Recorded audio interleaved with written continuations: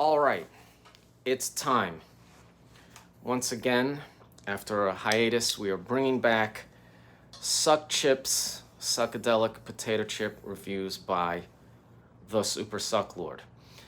This is a recap episode where we're going to be summing up where this little operation has been in the last season and a little bit of a looking forward as to where we plan to go in the future. There's quite a few updates and quite a bit to report, quite a bit to speculate on. This might be a little bit long, so hope you're down for that, so strap in. And pardon me if I'm a little rusty. I haven't done this in a couple of weeks, and that alone remains a motivating factor as why I'm going to continue this, because someday I do plan to return to television, and it's always good for one to keep their on-camera chops up should the opportunity arise. Now, before we get into the mechanics and the economics and the content discussion of this program, first we're going to cover the first noticeable topic, and that is the stupid fucking hats. Now, up till now, in certain episodes, there's been a need to cover my scalp for various reasons, which I discussed in the season 1 recap, which I'm not going to revisit here. If you want to watch that and get all the information about my fucking hair, you can do that. All I'm going to say is that the need for hats no longer exists, as the process is done. It was as successful as it's going to be, and now you're going to get to watch my hair grow back on a daily basis. And I'm just running the last 3 hats that I have left over from that operation. I have been gifted with a few stupid hats, and I don't want to disappoint my benefactors in that department, so enjoy these fucking dumb hats while you can, because going forward they are no longer going to be part of the program until further notice. Now that that's out of the way, let's talk about the economics of this program. To reiterate, the only reason I did this is because I was taking advantage of the Instagram Reels Play bonuses, which was Instagram giving certain creators money for views to create Reels so they can compete with TikTok. And I made about $400 making these stupid potato chip videos. I picked potato chip videos because I wanted something relatable and repeatable that I could do every day, so I could get as many views as possible and maybe get Instagram to me in the algorithm, and I can get more followers and then get more money. Well, it turns out that Instagram canceled the Reels Play program this month.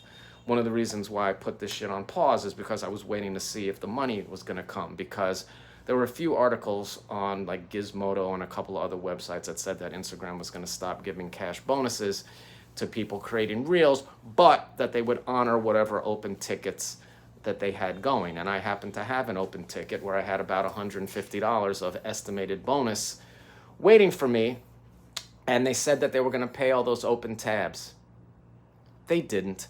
So the money never came. They never said anything. It's just the bonus is just not available anymore. There's no in-app explanation as to why or anything. It's just as if it never existed at all, and it's just very typical of this app. And I just cannot wait for somebody else to come up with an alternative to it, because we are all held prisoner here by an irrational gowler who changes the rules on us all the time and doesn't communicate anything. And it's just, we have absolutely no rights as users of this platform. Therefore, what I've done is I've moved all the old content over to YouTube. So you might be watching these videos on Instagram, you might be watching them on YouTube. Either way, I would appreciate the engagement on fucking YouTube. So if I get 1,000 followers on there, then maybe I can make some fucking money for this shit on that platform, because this shit is dead over here. And the only reason I'm not canceling it altogether is because A, everybody fucking loves it so much, and everywhere I go, people say they need more of it all the time, and I don't want to disappoint those people. And secondly, I have like about 50 bags of fucking potato chips in here that I paid for, so I'm not going to let those go to waste. So I'm going to make the most out of this, doing it now for free. So go follow the link to Suck Chips in my Instagram bio and follow that shit. Give me some likes, say some comments, give me some engagement so I can get money from them. If you're watching this on YouTube, please do the same thing. I hate being one of those jerk-offs that beg for likes, but hey man, we're in the digital economy here and I gotta do what I gotta do. Okay, so with all that out of the way, we can now officially start thinking about potato chips. And I'm gonna eat a bag of potato chips while I'm here. I picked a bag that's sort of not weird enough to do a dedicated episode to, but is fun to enjoy while I talk about potato chip videos writ large, and that is Old Bay seasoning from a company called HERR's, and we have more chips from them later, so we'll give the background on that later. And this was gifted to me by a friend I made on Instagram named Pancakes, so thank you for getting these from rural Pennsylvania for me. They will be very interesting to consume while I talk about this. So, let's recap what happened in season 2. They just bought potato chips and put Old Bay on it. And that's exactly what it tastes like. So if you like Old Bay, you'll like this. Chips are absolutely, completely dusted. Tastes like Old Bay. Yeah. Apologies to my friends from Baltimore and Maryland. Old Bay is not my favorite flavor in the world when it comes to crabs, but I don't hate it, so I'll live with it.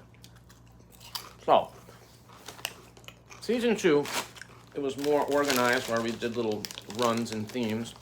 I think we might stick with that. We did the tomato run, which was all terrible except for the tomato tango from India, which are absolute standout knockouts, and I still think about them. And I'm excited because I do have one more bag of chips from Lay's India coming up, and that's going to be really fun. The rest of them were utter shit. Then we did a Japanese run, and those were just more disappointing than I expected. And although I didn't love it at first, the honey butter chips really stood out in my mind. Very unique, interesting, unusual, and sort of catchy flavor. And every time I'm down there in the exotic potato chip store, I always wind up having conversations with tourists there who are shopping, and I'm like the sort of Mr. Potato Chip expert. And there, I always tell them to buy that because it's such a novelty flavor. So there's that. And then in the Irish run of chips, definitely the O'Donnell's aged cheddar and red onion. Absolutely fantastic. Some of the best potato chips I've ever had. Stands fucking shoulders above almost everything else.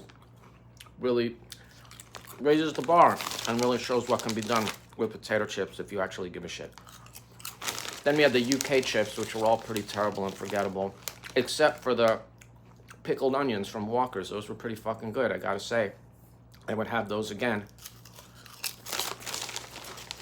And then we closed it out with the illegal chips, and those, they were all stale, so it was hard to like really assess it, but the maggot cheese definitely stands out as some of the most worst and disgusting potato chips I've ever had in my life, and that was the purpose, so they were extremely successful. And there's that. But going forward, really, of all the chips that I've had, the Szechuan, Lay's Szechuan hot pot from Lay's China, which is only the second bag of chips I've ever reviewed, still stands out as one of my favorites of all time. I'm getting sick of these. So, going forward, we have a bunch of different categories. I'm going to set it off, just to keep things interesting, with a whole slew of random miscellany. Weird fucking one-offs that don't fit in anywhere. And I'm going to do those first. And then, for the foreseeable future, it's going to be exclusively chips from Thailand. I have so many fucking bags of chips that have come from so many different sources, and they have to be addressed. And then I have a shitload of bags of chips from China. So this is going to go on for a long period of time. And I'm going to be making bootleg figures out of all the great bag designs. And I'm just going to keep this going until I run out of chips or somebody gives me $1 million. So I hope you're ready, because it's going to be relentless. Again.